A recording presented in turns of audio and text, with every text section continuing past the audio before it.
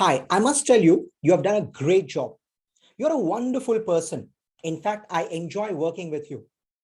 Now, you must be surprised as to why I'm showering all these accolades at you. The reason being very simple. I'm going to talk to you with regards to appreciation. Well, appreciation is a magical term. I just love appreciation. And who doesn't?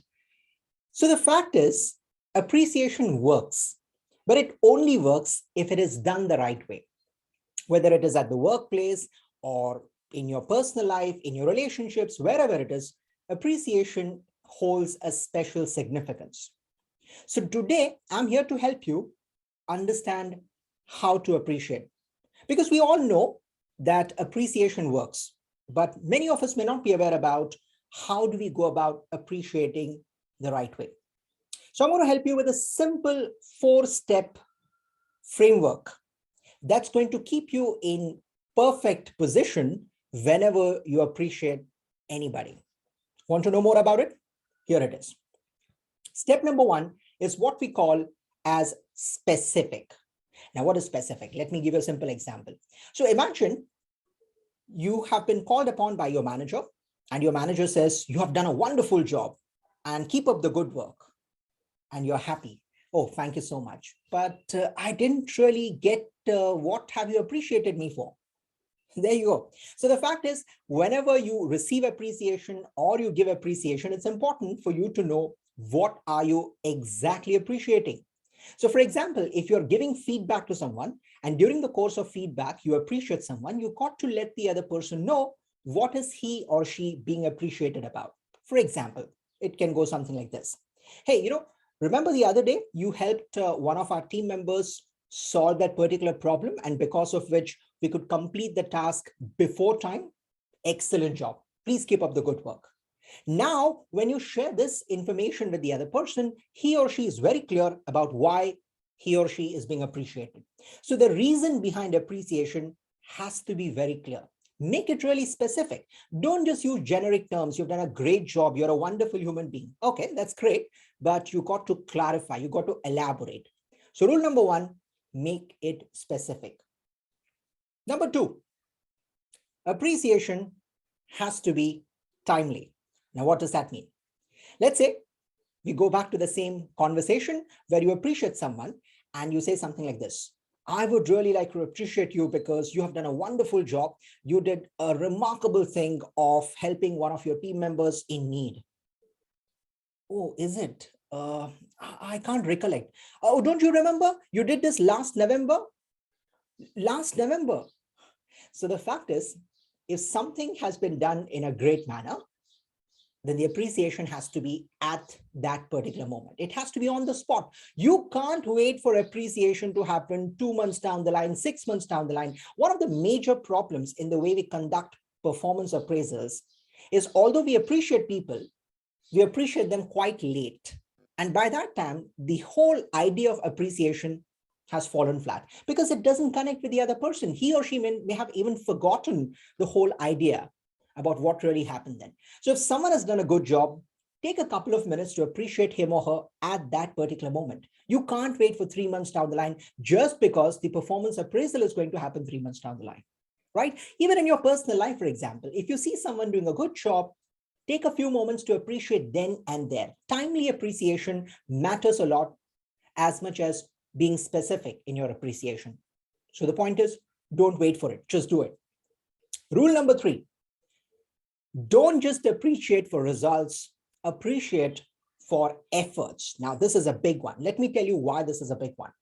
So Dr. Carol Dweck from Stanford University has been doing a research on a concept called mindsets. And during the course of her research, she stumbled upon the fact that one of the ways people perform or function better is not when they're appreciated only for results, but when they're appreciated for the efforts that they put in terms of getting those results. So this is what it really means. Let's say you see someone staying back in the office, putting in extra hours to complete the client assignment. That is an opportunity for you to appreciate the person. Now, you don't know what is going to happen next. Will the client be happy with the delivered output or not? But the fact that someone is taking the pain, someone is going through that extra performance initiative just to make the client happy deserves to be appreciated at that point in time. And therefore, we got to inculcate and create a culture where not just results, but even efforts are being appreciated. Because when you put in efforts, results automatically do take place. Sometimes results may not happen in spite of efforts. But if you consistently appreciate efforts, that encourages people to put in even more efforts, and subsequently, results will happen. So the next time you see someone putting in more efforts, go ahead and appreciate. You need not be a leader. You need not be a manager. You need not have any authority for appreciating someone. If you see a good job, just go ahead and appreciate it. So number 3, appreciate for efforts, not just performance. And rule number 4, appreciate in a genuine manner. And what is genuineness? If I look at someone and say, you are remarkable, you're amazing, oh my God, you're great, you're wonderful, you're all of that paraphernalia doesn't really work, because the other person gets to know that it's not coming from here. It's just coming from here. So the fact is, whenever you appreciate someone, don't just appreciate verbally, appreciate from your heart. Your words should mean and matter something to the other person. If they do not connect to the other person at a heart-to-heart level, your appreciation is worse than criticism. So whenever you appreciate, do not be cosmetic. If you find yourself being cosmetic, just stop, take your own time. And that's why it might make sense for you to practice genuine appreciation. The more you practice it, the more you become natural at it. The next time you appreciate someone, wear a smile, look at the person right into his eye, and then go ahead and talk about everything that you want to. Make it a special moment. Genuineness goes a long, long way in connecting with the other person and telling him or her, great job. So make it genuine. So here are the 4 things again. Rule number 1 is make it specific. Don't just use generic terms, you're amazing, you're wonderful. Tell the other person why he or she is amazing. What makes him or her wonderful? Make it specific. For what is he getting appreciated? Rule number 2, make it timely. If someone has done a good job today, when do you appreciate? Today, right now, not 2 months later. Rule number 3 is appreciate the efforts, not just performance. If someone is putting those extra hours, if someone is going out of the way, that needs to be appreciated more rather than just waiting for the results to happen. And rule number 4 is be genuine. It's important that you're genuine in your intent while you're appreciating.